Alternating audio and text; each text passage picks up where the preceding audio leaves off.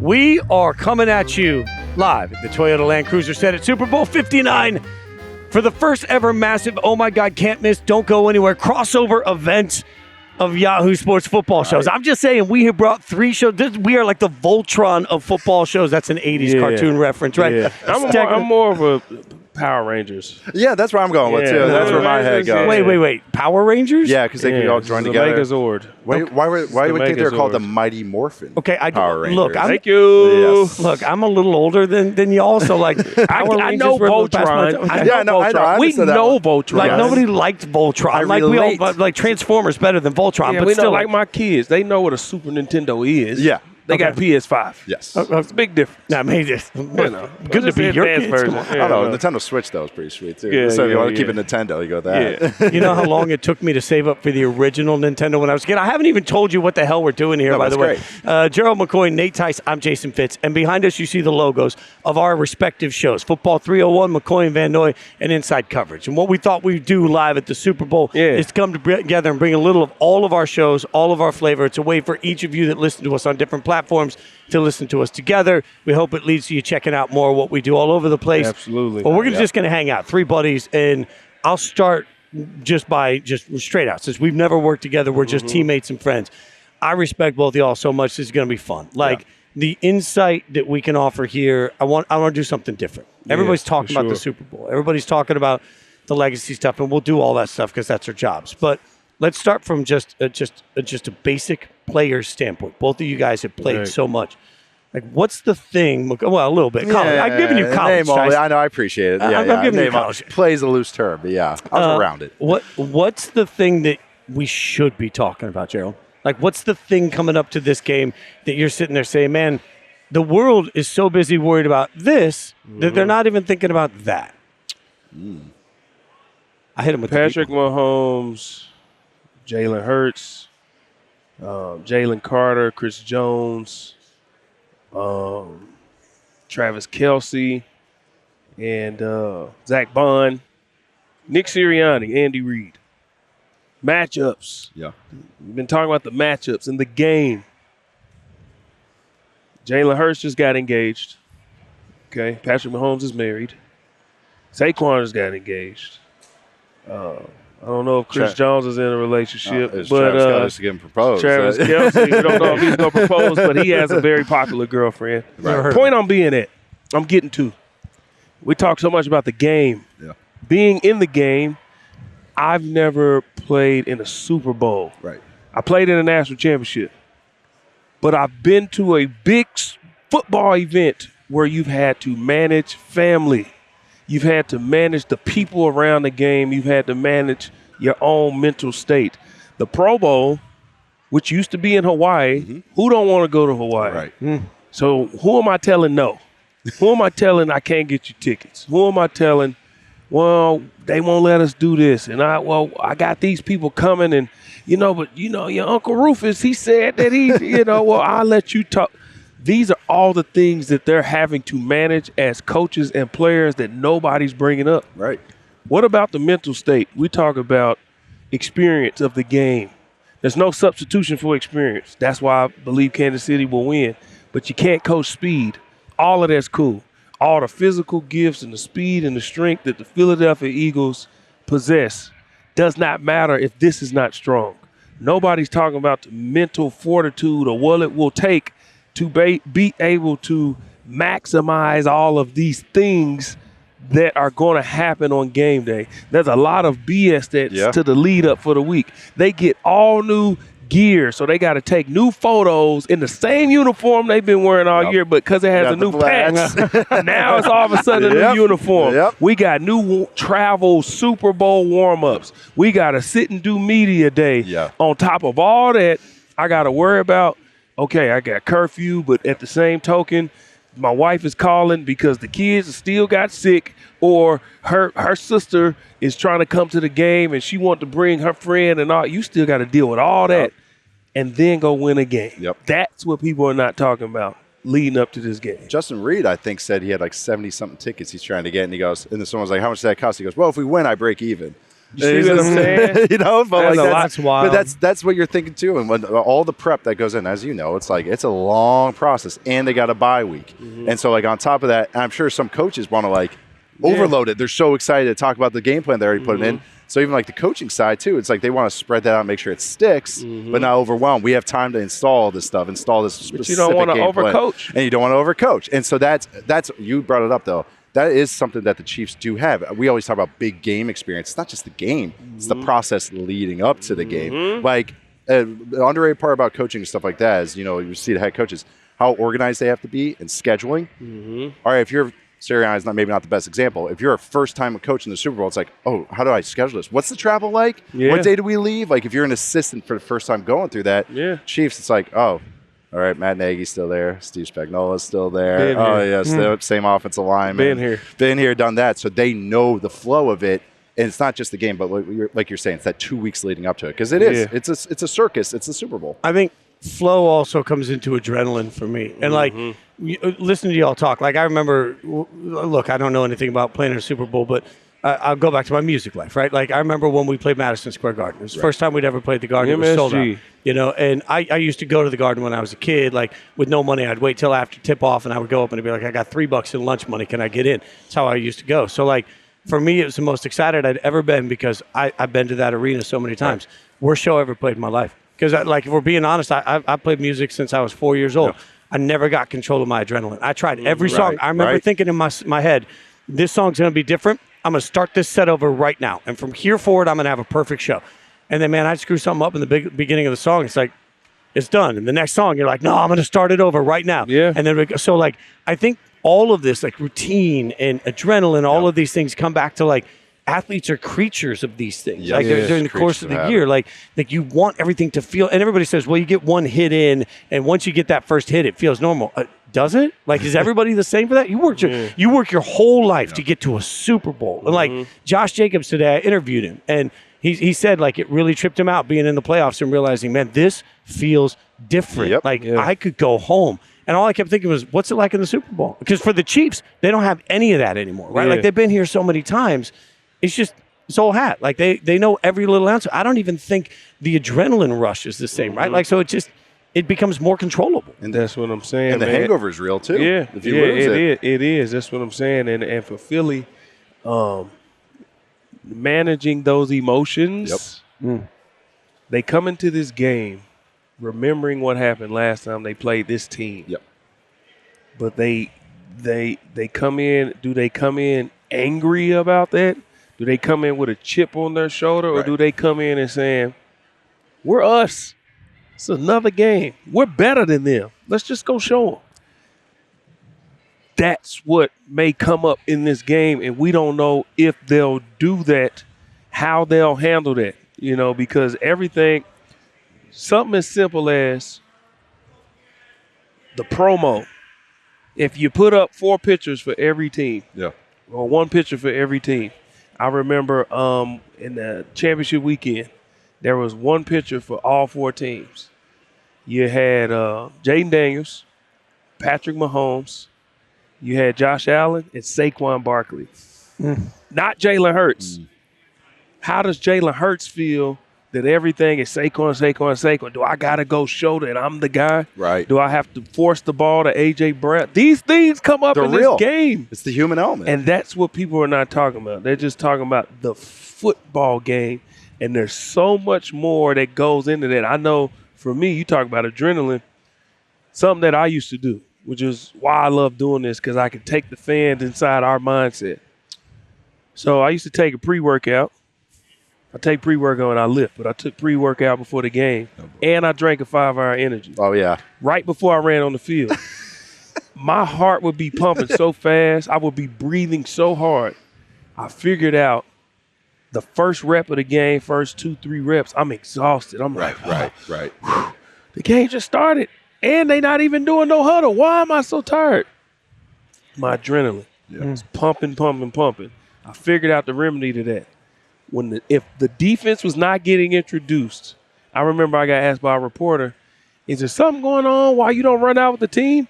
I said, yeah, my adrenaline is pumping so fast. If I don't go get on the oxygen machine to calm myself down, that whole first 2 drives, I'll be exhausted.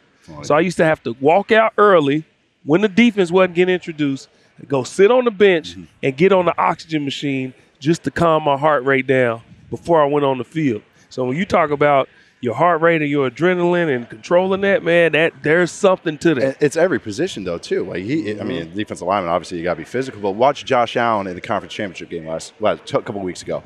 First 3 throws, he's sailing it. All over the place. You could tell he is geeked up to go after it. And that's the thing. Like you said, he's trying to make a play. He almost throws 2 picks. Yeah. Because he's trying to make a play. He's trying to be a hero. And that the game has to come to them. And, again, that's where the experience thing comes. Were you a smelling salt guy? Yeah, I would. It got forced on me in college.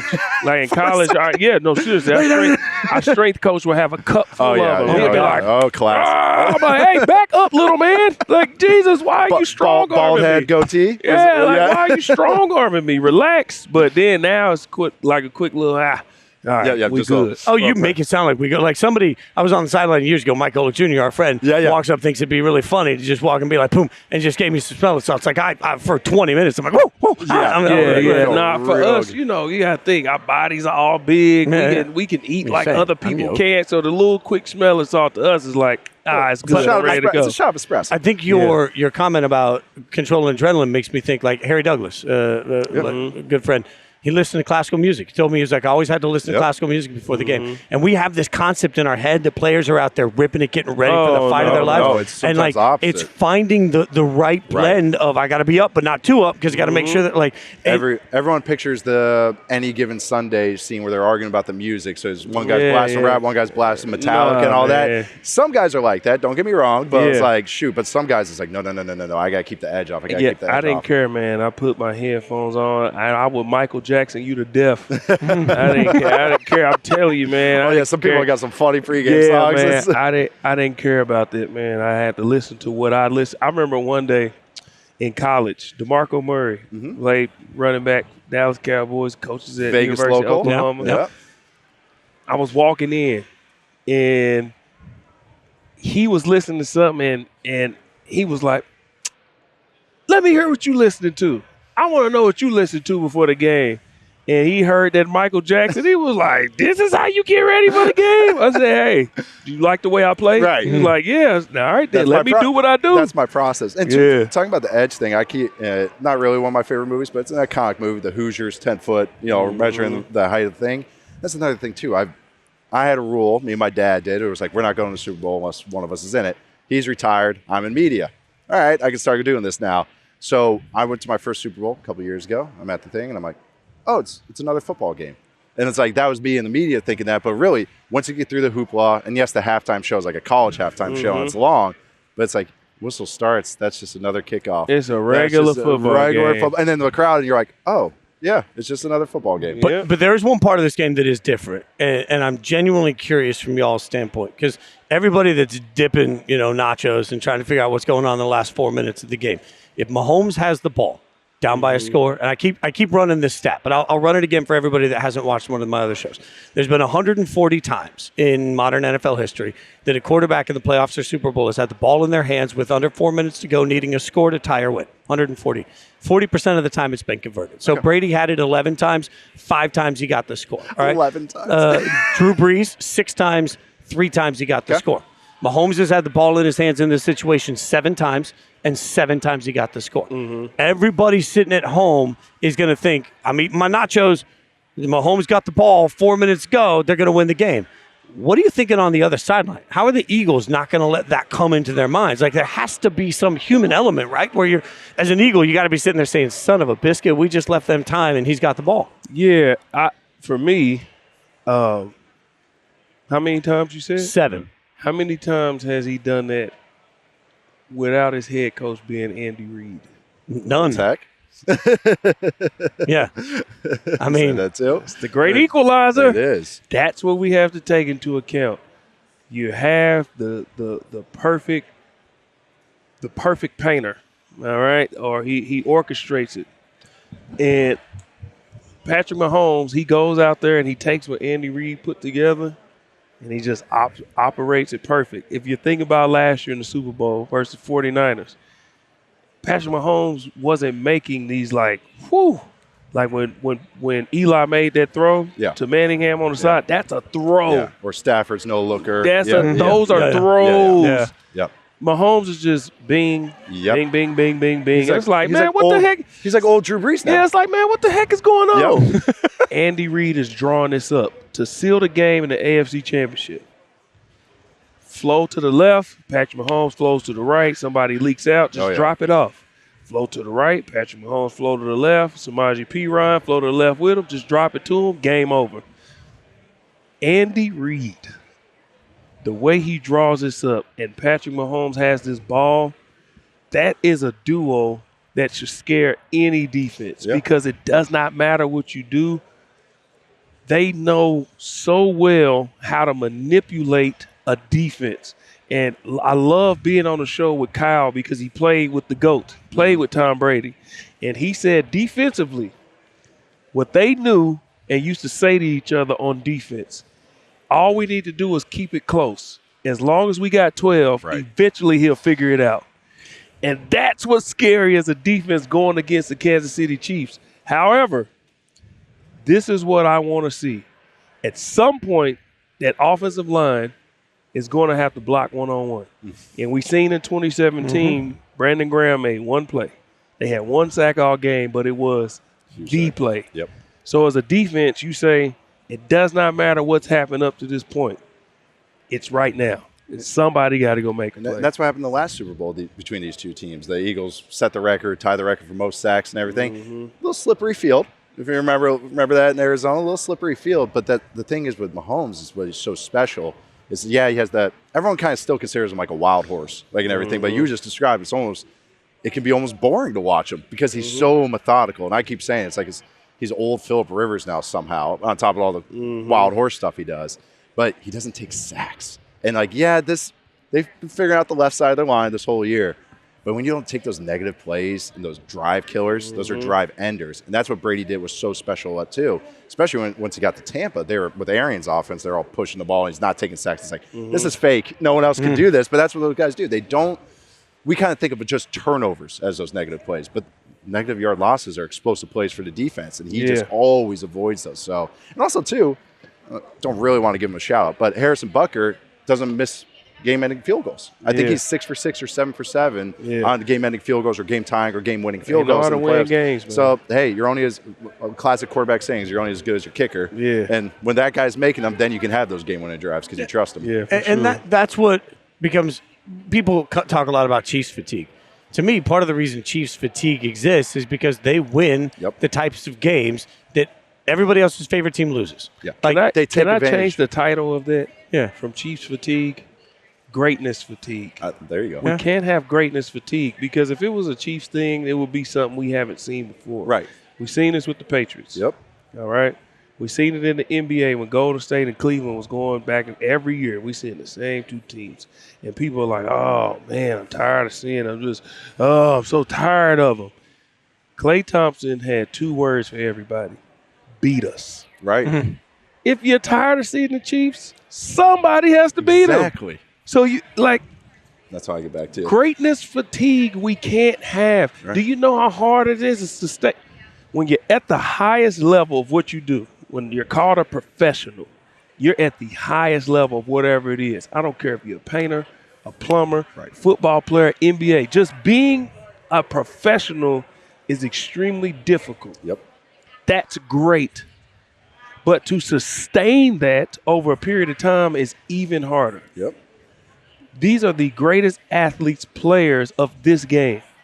And this team with injuries, real life happening, coaching changes, drafts, all of these different things. Jaden Daniels is showing up.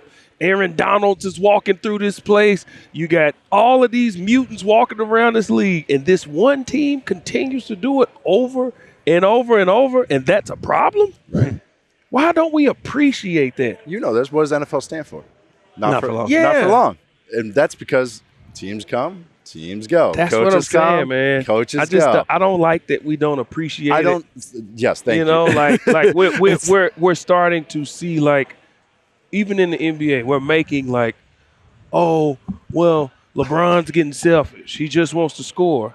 Hey, man, name the other 40-year-olds at his age that's doing what he's doing. Let's appreciate greatness while we see it. I think we will later. Like this always been. But why has it got to be that? You're right. know, No, right? You're right. But my argument's always been like the very person right now that's telling me that LeBron sucks, and they're wrong, is the same person that's going to then tell their grandkids in 30 years, exactly. nah, this guy's not as good as LeBron was. That's So, like, in 20 years, everyone's going to, like, whatever the dynasty is then. Yeah. Yes. Let's be real. It's Tom Brady right now. Everyone's like, oh, this was never like this with New England. I was like, that was like 6 years ago, guys. Like, we have to have a better memory than this. Bro. And also, everyone with the ref stuff, they think, oh, it's like they get the calls. They take advantage of when they get the calls. Like, you get the Lions got a cheap call in the divisional round. They didn't score. No one remembers the stupid call where it shouldn't have been a face mask because they didn't score and they didn't win the game. No one cares. But the Chiefs will get a call, and then they methodically go down. They score. They go on. They win the game. They take advantage of it because they're good.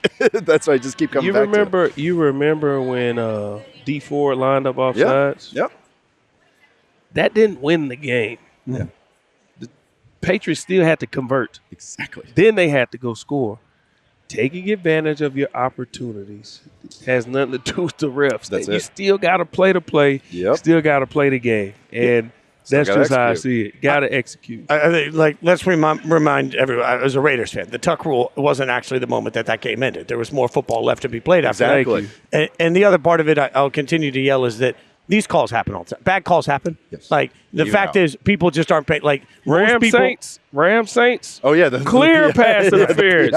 And even this year, like, most people are probably not watching a Titans-Jags game. There's probably a blown call in that game. It doesn't mean somebody has some allegiance one way or the other.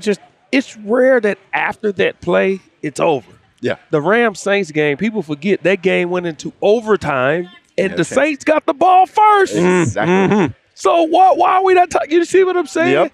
Like You're making excuses. We find ways to tear greatness down. Yeah. And I don't appreciate it. I don't like it. And I hate that it has to be after the fact. Give these people their flowers while they can smell them. All right, so we're going to take a quick break. When we come back, how do you attack Spags and how do you stop Saquon? I got two guys that know the answer to that. We're going to try and figure it out. Welcome back. We're at the Toyota Land Cruiser set at Super Bowl 59. And look, I love y'all's knowledge. That's part of what I love about Football 301. That's part of what I love. I'll give you guys your flowers too. It's not always easy on a show that has two players. Like, if anyone hasn't checked out McCoy and Van Noy, sometimes players don't want to say nothing. Y'all, I'll give you guys a lot of credit. Like, especially one's in season. In the middle of the season, I'm like, it is must watch on TV. Seriously, and to your credit, man, Kyle Van Noy. I just want to shout out my guy for a second. We all watched that Buffalo and Ravens game. We seen how that game ended. That was a heartbreaker. Mm-hmm. That dude was one of the first in our group message about when are we filming. We didn't have to wonder if Kyle's going to film, or if we need to push the show back, if he's going. And he came on the show, and he did exactly what he's done every week: win, lose, or draw. And he did his job. Yep. So I just want to shout him out because it's not easy. That after a heartbreaker like that, where a lot of people were saying, if anybody can knock off the Chiefs, it's your team. And then you lose, that sucks. So, man, shout out my guy Kyle for doing that. I always love his story when he joined New England. He did a dead-on impression. He said, Belichick, spin the whistle, spin the whistle. And he just goes, I always get my guys. And there's a reason, but you said, do your job. Yeah. Do your job. Do your job well. And that's why Belichick wanted him. So, I'm glad he's one of my teammates. Yeah. So I'm going to ask you guys to do your job now and educate me and educate all of us, okay? Because there are certain narratives I hate. Like, I hate people saying, you know what? Spags just isn't going to let Saquon run on him. Okay, that's like me rolling the ball out against LeBron and saying, I ain't letting LeBron dunk on me. Like, it's more than that. So let's start on that side of it. Your Spags, you got to shut down Saquon. What's the game plan? My answer is going to be real wordy and real nerdy. So no, I'm no. Let's nerd it. I got two. Like, I'm all for it. I thought I was a nerd. I got like that. This is. Yeah. I've been speaking a foreign language so far, so now you're going back to what I'm used to. So this is great. Okay. So Joe Cullen. Yeah. Who was my defensive line coach for a couple of years in Tampa. My favorite coach of all time, Joe Cullen. Talked to him this week. I was supposed to go over to the hotel and, try to get a little insight to the game, but whatever. I didn't do it. I should have did my job. Kyle, I need to follow in your footsteps to do my job better. But anyway, I know what he's telling that defensive line. They believe this one guy can beat us. That one person can beat our entire defense. I texted him and asked him, is that what he said? He said, absolutely. He's telling them it's impingent on this defensive line to stop what they want to do with Saquon. How do you do it? Discipline, physicality. They keep talking about this offensive line, offensive line, offensive line. Offensive linemen are bullies. They are. They're bullies. And what's the moniker with bullies? They don't like what? Getting punched in the face. They don't like getting punched in the face. Well, defensive linemen, we're the counter to the bullies. But you have to be disciplined when this is happening. Gap sound. This is not about you. Is Chris Jones or George Karlaftis name going to be on the three-peat, or is it going to be the Kansas City Chiefs? It's going to be the Kansas City Chiefs. This is sacrifice what you want for the greater good. Don't give up what you want right now for what you really want, which is a championship. I want to go make a play right now. So I'm going to jump into the A gap. Right. But My assignment is the B gap. Yep. Not against a guy who can go lateral or vertical in an instant. You can't do that with Saquon. Go look at most of his runs. It's rare that he didn't find the seam, stop, go here, because somebody got out their gap. Right. That first run versus the Commanders, he got out. That was all Saquon. Make this dude miss, boom, boom, boom. That's Saquon open field. But in that box, you have to stay in your gap and be patient. Stay where you're supposed to be. Do not get out your gap, because this guy is going to see it.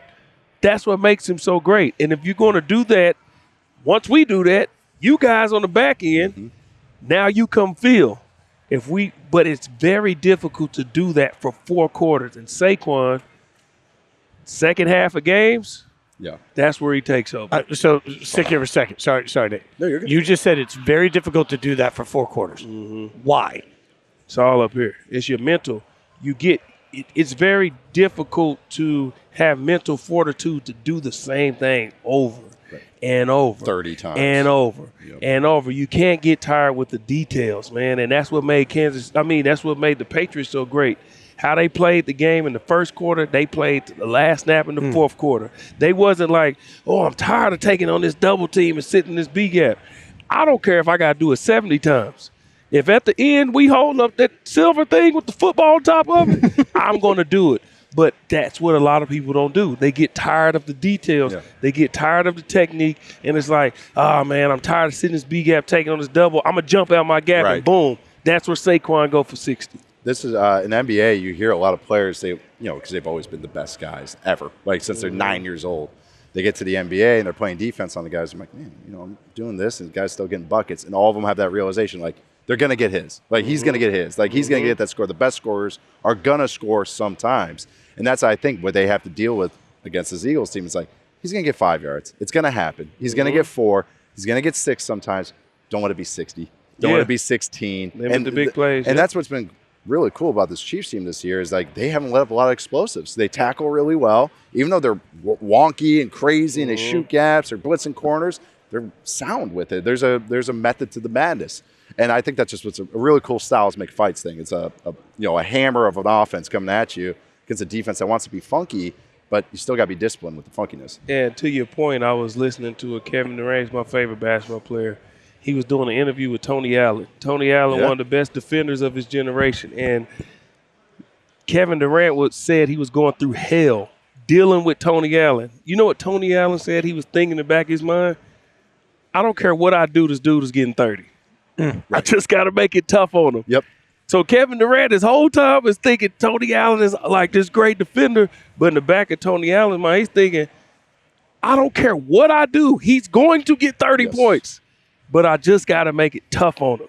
I can't let it be easy, because then that's where he starts to gain momentum. So then we play this to the next level. Everybody up front does their job. The guys behind them do their job. What opportunities then does this create, or really for Jalen Hurts, that he's going to have to take advantage of? Like, because in my mind, if we're putting all of this towards shutting down Saquon, there are still two of the better wide receivers in the NFL out there running routes. Like, there's got to be something to that. Yeah, they want to stay out of man coverage on that. I mean, Trent McDuffie's done a great job on the outside this year, moving out from the slot, but it's the other corner. And that's why Jalen Watson or Najee Johnson. So it's one of those two is going to be on the outside there. I think, like, if it's man or if it's quarters where it truly turns into man on the outside, that's where they get those opportunities. So it's like McDuffie's not guarding, but it's like you can get – Spags creates a gash or B-gash world. He's going to blitz. They're going to do the stuff. If you block it up, you can hit him over the top. In theory. Easier said than done. Look what happened to the Bills on 4th down. It's like all of a sudden he breaks your rules. If you talk about being sound on defense too, that's what's so cool about Spags defense is they test your rules on offense and go like, if you're not sound with your protection – if you get lazy and you keep sliding the same way, you keep doing the same protection, all of a sudden, boom, pokes. There's the sack. There's the pressure. There's the turnover and everything.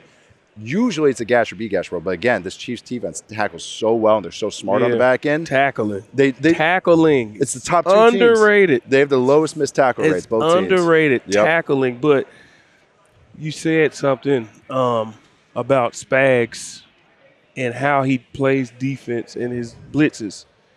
Timing. Yeah. Football and blitzing is about timing. Everything's about timing. Pass rush is timing and precision. If we run stunts, it's about how you set it up. The timing of me waiting to get him to look, the pick, and then him getting upfield. With Spags, it's not just about the timing of how the blitzes ran. It's the time when he runs the blitzes. Yeah. He saves his most exotic blitzes for when it matters.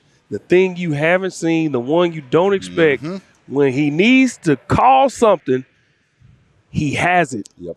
And that's why I talk about experience. He's been here before and he knows when to use it. When you young and he ain't been here and you trying to figure it out, I want to, you throw your best stuff in the first, second quarter. Spags like, okay, that's fine. Let's slow roast this thing. And what do we see at the end of the AFC Championship? Yeah. He saved that exotic corner. Who does that? I know. Who? On 4th down.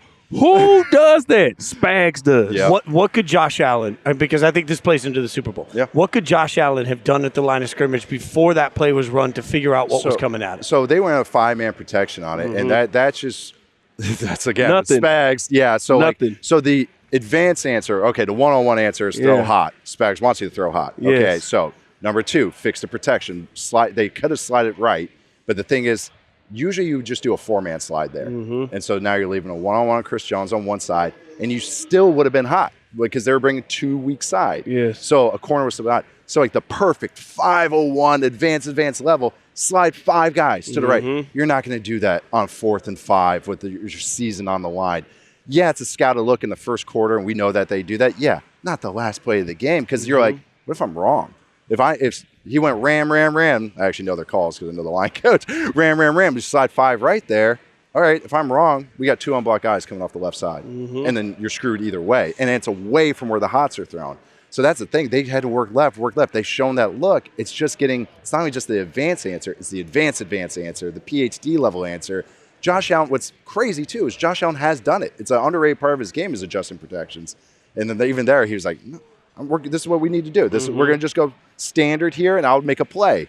That's what Spags does. He goes, no. I'm going to make you do the PhD answer. Not only is it advanced or an advanced, it's a hindsight answer. Yeah, right. That's why I said nothing. With the play clock, 20, he's seen the play and the result, and he's diagnosed it and broken down the film. And, he could have did this. He could have did that.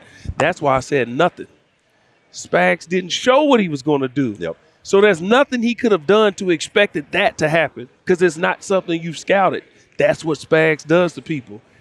He, like you said, if he would have guessed and went here, then this could have happened. There's nothing he could have done to stop that because we all was like, he sent a corner blitz. Like, don't do that. That was my reaction after it happened. People were like, oh, what should he have done? And I was like, yeah, I broke it down. I was just like, well, I'm saying, yeah, that's the answer. It's like, the process to get there, it's like that's a leap of faith. That's what it's kicking the onside to start the second half with Sean Payton. Right. You don't scout something like that. Nope. It's just like what we didn't expect them to come out and kick to start the second half while the game it's a is wild still, card. It happens, and that's what he did. So it's really nothing Yeah. that Josh Allen could have done or even known It's that theory. Spags would do something like that. Yeah. Which is why all of this gets so complicated when we try and pick the game, because so often, the easy answer is, well, the Chiefs are going to win because Mahomes doesn't lose close games, and I don't know how you blow out the Chiefs.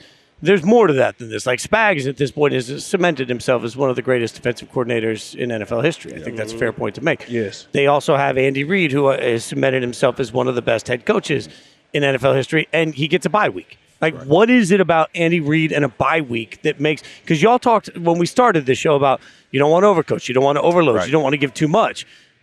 Andy Reid finds a way. Every time he has an extra week to prep, he just beats the snot out of you. Yeah, and we talk about the last Super Bowl when they played the Eagles. The 2 touchdowns, one to the right, one to the left.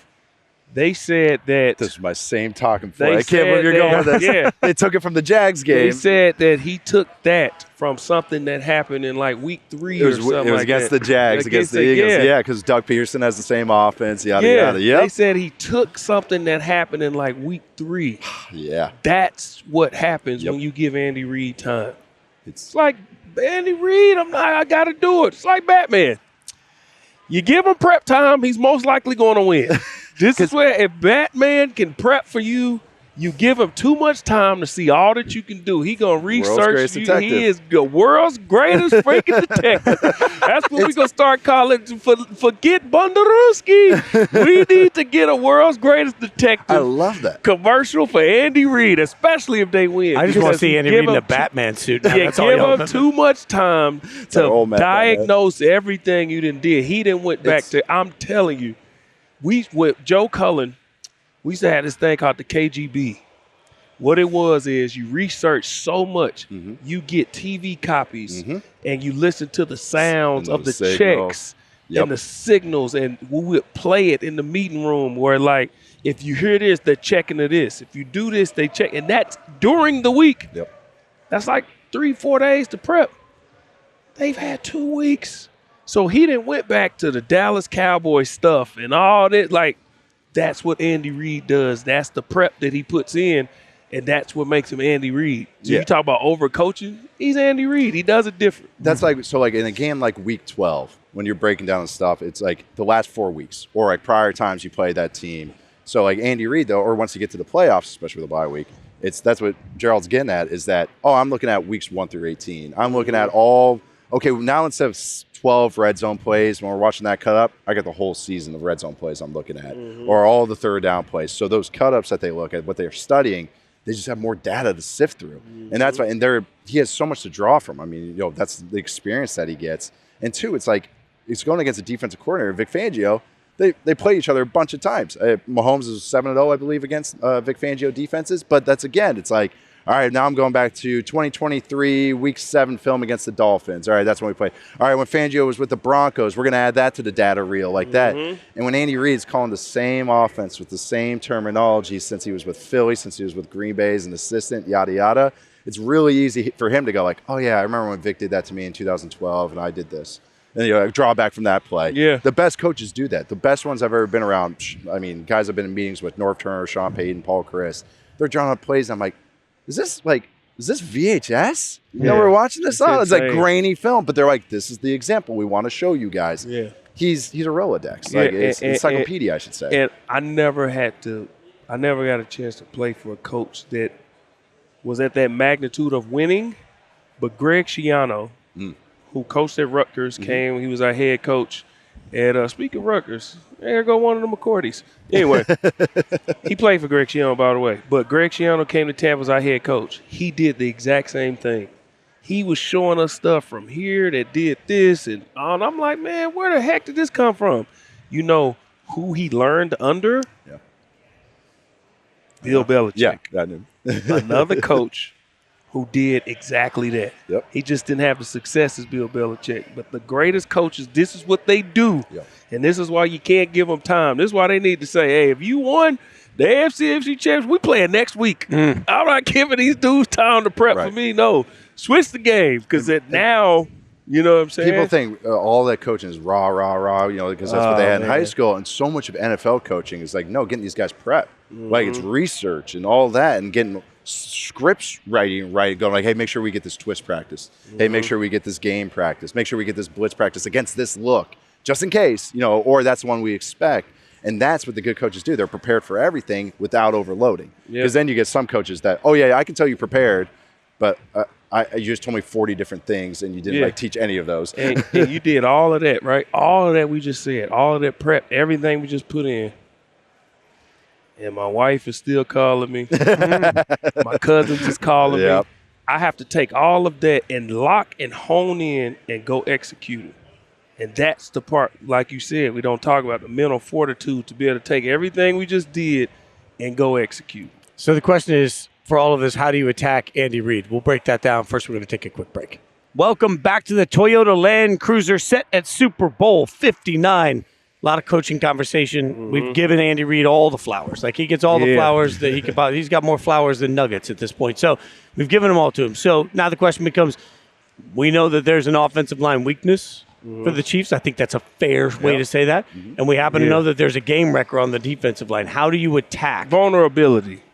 Okay, there's a vulnerability. Words matter. That's right. I get a little sensitive as a football player. You say weakness, it's a vulnerability. They're vulnerable at O-line, even though I despise O-linemen. That's fair. And there's a vulnerability and a very large, powerful man on the other side looking to take advantage of some level of that vulnerability. Multiple. Yeah, that's fair. That's fair. And one that's about to get paid a lot of money. So how do the Eagles attack Andy Reid? That's simple. Attacking him is not simple, but here's what it's going to come down to. Force Andy Reid to get in his bag way sooner than he wants to. Right. Don't let Andy Reid get comfortable in his game plan. Make him have to think. Force Andy Reid to have to figure you out. And hopefully you can get the game over with before he does. Because once he does, that's where Andy Reid becomes Andy Reid. But in doing so, force this O-line to have to block you one-on-one. Like, don't let them manipulate what your defense does with screens and then letting Xavier Worthy do speed options and just getting all creative with the flows of the different offense and then pitching it underneath and don't not forget all that. It's so funny how I talk about that stuff, and the defensive guy is like, it's so annoying. There's all this movement. Forget all that, man. Warren Sapp told me, trust your eyes and your hands and feet to follow. Simple. Keep it simple, man. You are better up front. You're more physical. You're faster. You're more talented. D-line versus their O-line. Those are the facts. Be that. Yeah. Don't overthink the fact that this is Travis Kelce over here and that dude's the fastest dude to ever run a 40 at the combine and he's the greatest player of our generation and the guy calling the play. Man, forget all that. You and me. You have to see me. If you go left, I'm running through you. If you go right, I'm running through you. If you give me your hands, play football. Yeah. Because they're going to come out with some BS is what I call it, because I'm on defense. They going to come out with some BS, but you got to trust your eyes. Don't take the bait, man. Do not put your hands in the cookie jar. Don't do it, because as soon as you do that, it's going to be a rat trap inside. Yep. Don't do it. You got to stay disciplined and do your job. Understand your defense was blessed with something you can't coach, and that is speed. Jaden Daniels could not outrun people last week. He found out real quick Nolan Smith might really run a 4.4. Right. He tried to outrun him, and he ran him down. You don't understand how fast people are until you're out there with them. I remember playing Lamar Jackson his rookie year. I made a move on Marshall Yonder, of all people, who's about to be a Hall of Famer. I beat him, came off the block, seen Lamar Jackson. Then I didn't see Lamar Jackson. Then I looked up, and there goes Lamar Jackson. I was like, well, freaking, hey, man, this dude is fast. You saw number 8, and then you saw Jackson, number 8. Yeah, it was like 20 yards downfield. And he wasn't even running in a straight line. He was doing this the whole. I'm like, how are you outrunning people and you moving side to side? You don't understand speed until you're around it, man. Right. And that's what the Eagles have. They have it at every level. Force them to have to draw it up, because what the Philadelphia Eagles have that a lot of people don't have, they have DBs where we can say, you, and you go against you, him, and him. And the Eagles have the advantage. They can go one-on-one with the DBs they have at every level, the corners, the slot, and the safeties. Like, this defense is really, really good. Mm-hmm. And if they can force the Chiefs and Andy Reid to get in his bag earlier than he wants to, they might be in trouble. He was even talking about the Chiefs defense. Gerald was about like, hey, being disciplined and everything. And that's what a Fangio defense is. It's like, as a quarterback, it's really frustrating. It's like, all right, here comes cover 3 again. It's another over front. And they just snuffed us out for another 2-yard gain. You know what you're getting because they're disciplined. And you talk about the opening script BS because Andy Reid's legendary for a reason. Like, and some teams, some coaches use those opening scripts to test rules. All right, how are you playing against 4 strong? Your first 15. Yep. How are you playing against jet motion here? How are you playing against certain formations? How are you playing against this? How are you playing against this run? You want them to be wasted plays. You don't want those test plays to work. If that's the worst of both worlds. If you are snuffing out those opening script plays, the test plays, okay, now they're not getting an advantage look-wise, and now they're not getting an advantage on those plays that they've been working on for 2 weeks. So really, that first quarter, that's what I'm looking at is like how did what is Reid showing, but then how the Eagles defense snuffed that out. And I mean, Vic Fangio, it's like he knows his stuff too. We talk about Andy Reid, talk about Spagnuolo. He's been around a long time too.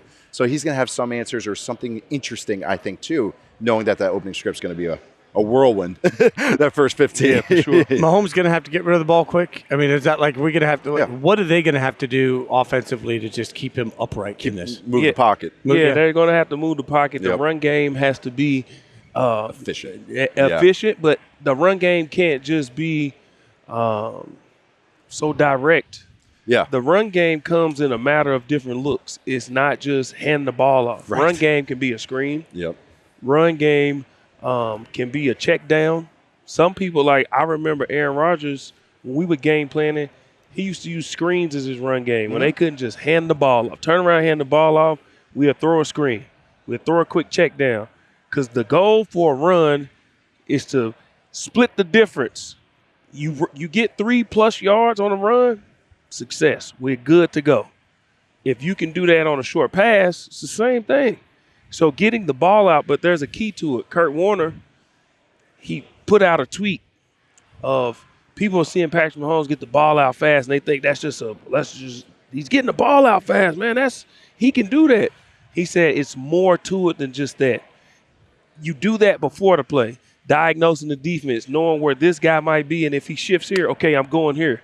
The first read is not just because the defense showed what they showed. The first read is if that defense starts to move, okay, my first read might be over here now. And then it comes back here. But getting the ball out fast is going to be necessary because just sitting back there trying to hold up against this D-line, it's a vulnerability. Vulnerability. That they can exploit for sure. Well, you were just saying an extension of the run game stuff, too. I mean, remember Roger and all the smokes, all the little smoke screens. Mahomes throws it behind the line of scrimmage more than anyone, and everyone thinks those are just drop-back plays. No, they're run plays with bubbles and flats packaged in. He's reading the box count, reading one guy, how he flows inside or out. And that's the thing with a really talented defensive line, a big defensive line. All right, now I'm getting them going side to side. Now they just can't get upfield and tee off. It's like, I got to – shit. All right, now the ball's out all the way over there, okay? And now I have to run to the side because I have to, we did pursuit drills and camp, and Coach Fangio's going to get on me. So, like, that's exactly how you wear a team out. And everyone, run game is body blows. Those are body blows, too, because now everyone has to be disciplined on the outside. And the Eagles are. Like, they're a really good tackling team. But now you're testing them over and over and over. How do you stay disciplined with Mahomes then, who we all know is not necessarily during the season, regular season, he's not a running quarterback. During the playoffs, he's going to make 5 plays. And there are going to be 5 times during the course of the game where he's just going to run around and he's going to make the defender choose. Are you stepping up or are you staying where you are? If you're staying where you are, I'm going to take the 6 yards that are in front of me. If you're stepping up, I'm just going to somehow magically dink the ball to the guy that's standing right behind you. And it's like, so how do you maintain that discipline against Mahomes? It's discipline. I mean, it really is. It's pass rush discipline. Yeah, Don't take the bait. oh, I beat my guy, here I go. And then he steps up and out. Yeah. I mean, last year they had Donovan Smith at left tackle, and Donovan was probably wasn't his best vulnerability. It was a vulnerability. It was a vulnerability. It was. I mean, it was a vulnerability with a big V. There was a reason. Capital V. I kept going back to that. There's a reason he was available. That's how I kept saying it. But what happened was Mahomes started realizing, oh, he's getting beat off speed rushes, so he just would step up and out of the pocket. So he's breaking contain anyways. Because guys, so many edge rushers like, about to get my sack. I'm about to get this right now. And like Mahomes worked off that vulnerability and to make it into something that he got used to. So that's really, it's just discipline. I mean, really, that's the only thing you can do. Sometimes don't take the bait, what he's showing that, oh my God, I got the loop here. But that's really what it comes down to. Yeah. But what's the right play? Sorry to interrupt you. But like, what's the right play? Yeah. For everybody watching, like, what are you supposed to do? I got you. And I'm going to break it down. D-line 101. All right? Give it to me. I love being in this business after being in that business because you create these relationships to get to know these people who play against the people who play now. Max Crosby, one of my closest friends in the world, he plays against Patrick Mahomes. So if you had asked me, gee, what's the key to stopping Cam Newton? I got you. Played against him. Yeah. Patrick Mahomes is a mold of a certain style of quarterback, but he is one of one. Yep. So you got to ask somebody who knows how to stop this particular guy. And Max Crosby said, rush smart, but not scared. And all that is rush lane discipline. But we, as defensive linemen, have plays. A lot of people don't know we have schemes up front where you can rush guys into traps. You can put them into traps. With our basic rush discipline, you need a guy to balance the rush, which is be in the middle of the rush. You need a guy with a two-way go, which is usually a three technique. That would be your Jalen Carter. You need your Nolan Smith and your Josh Sweat on the ends. You cannot run behind the quarterback. That gives him a step-up lane. Once you get to the level, you either spin back or go to power. Collapse the pocket. Put him in a well. Make him throw from that spot. If you do want to let him run, allow him to run, but it is a setup. And what we do is we set a trap, all right? The defensive end to his face where he can see, you come underneath, all right? Because what is he going to believe? Oh, he came underneath, I can escape outside. Here comes the You looper. take Nolan Smith on the other end where he can't see, just go. Go. And he runs him down. That's why you go out and get a guy of that size that can run a 4.4. And just like you said, they ran that versus the Commanders, and he ran down Jaden Daniels. It's a trap play. And you can set those different traps. But for the most part, rush discipline. Because, again, nobody's going to remember who got this sack.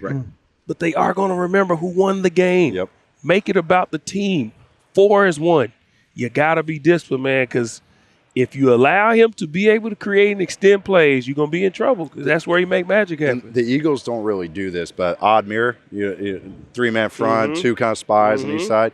So Chiefs actually do it, ironically. But the Bills started using that, and other teams have started sprinkling it in the NFL because you're doing what you're just saying. Guys, DNs, usually not both of them have the two-way goes. It gives them two-way goes, but you're creating a fool's gold rush, escape lane for the quarterback. Absolutely. And some guys that take the bait all the time, and then Mahomes will take that bait. If you remember, the Chiefs lost to the Bills regular season game. They got an end game pick. And it was on an odd mirror rush. Matt Milano runs him down, gets him pressured. But Mahomes is like, oh, dummy DN just broke inside. I got this. And then here comes Milano flying him down.